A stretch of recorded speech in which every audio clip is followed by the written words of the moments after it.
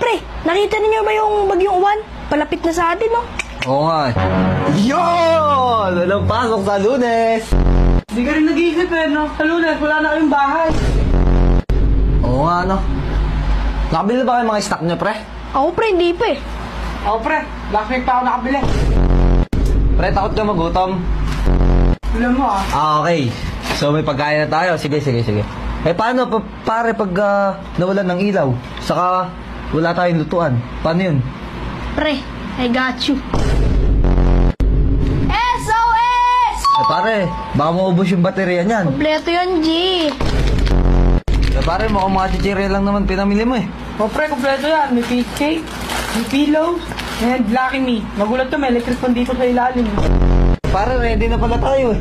Oo pre, kung tutusin nga, dapat yung bagyo mag-ready sa atin. Naisip niyo ba yung mga pangalan ng mga bagyo? Ngayon, tulad ngayon, bagyong uwan. Nakakatakot ba yun? Hindi pare. Hindi nakakatakot. Pare, kung pangalang Super Typhoon Shedi, wah!